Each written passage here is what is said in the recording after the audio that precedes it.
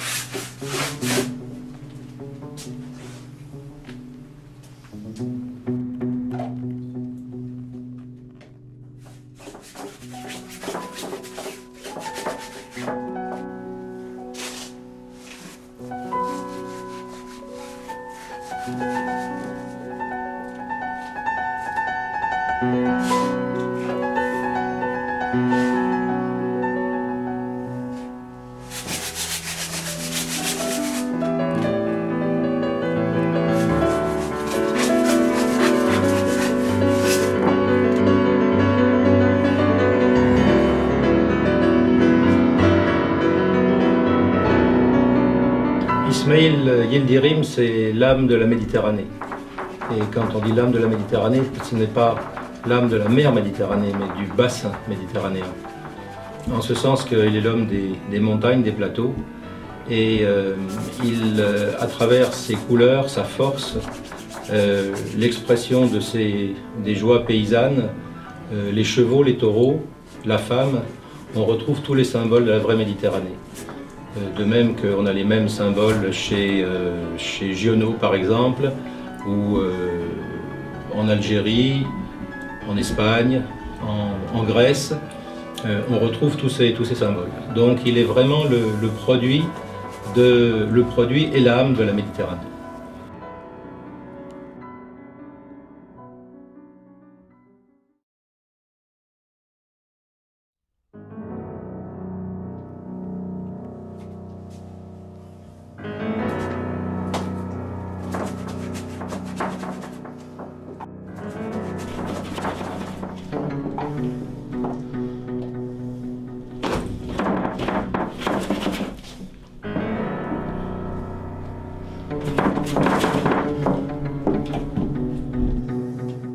Celui-là. Je sais pas. Je ne peux pas vous dire pourquoi, je sais pas. J'aime les couleurs. Peut-être parce qu'elle a des petits seins comme moi.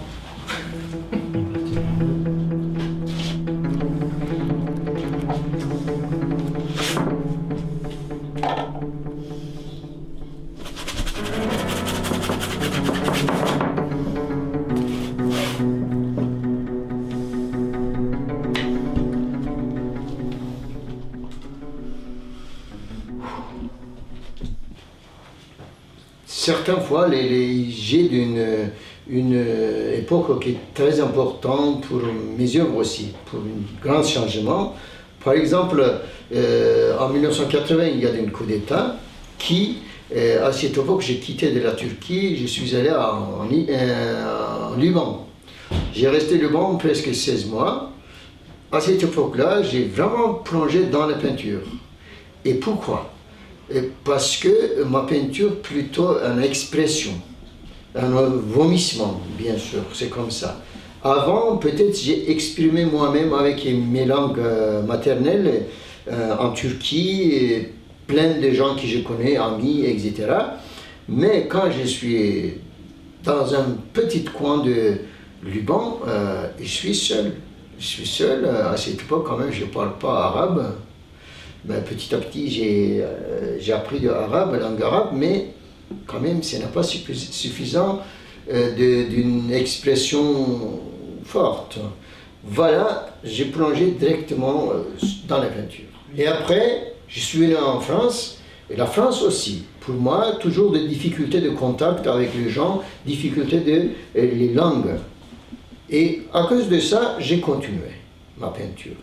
Quand j'ai continué des choses comme ça, je deviens plus en plus solitaire.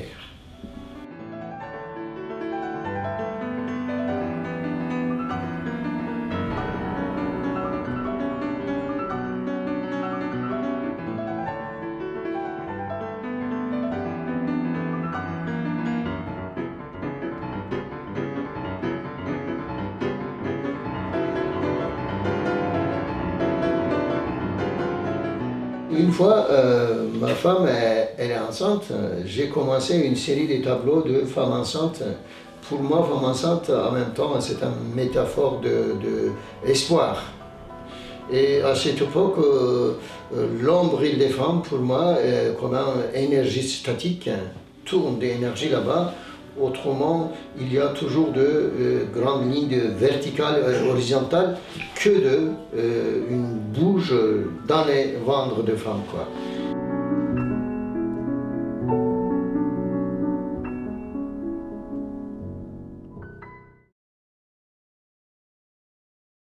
Voilà.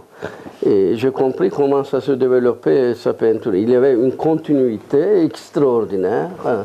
Qui couvre les géographies, le temps, etc. Mais dedans, il reste toujours lui-même. Et c'est ça, en quelque sorte, un autoportrait. C'est un élément de cette aventure. Et il y a l'âge qui change, etc. Mais il y a quelque chose, un résidu qui reste. Et il y a une expressivité cachée qu'il faut découvrir. La peinture et la sculpture vont vraiment de pair. Mais moi, bien sûr, j'étais bien avant, j'étais frappé par les visages. Pour moi, ce n'était pas des portraits, tout ça. C'était des visages. Il n'y a pas de côté folklorique dans les peintures d'Ismaël.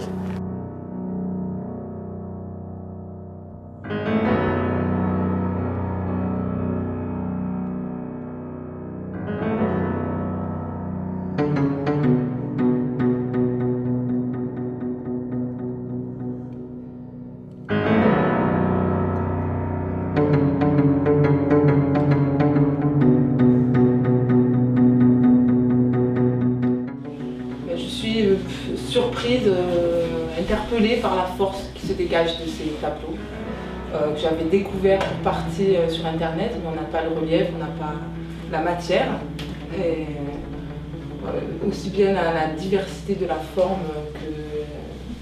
que de l'expression ne peut pas laisser indifférent, en tout cas ne me laisse pas personnellement indifférent.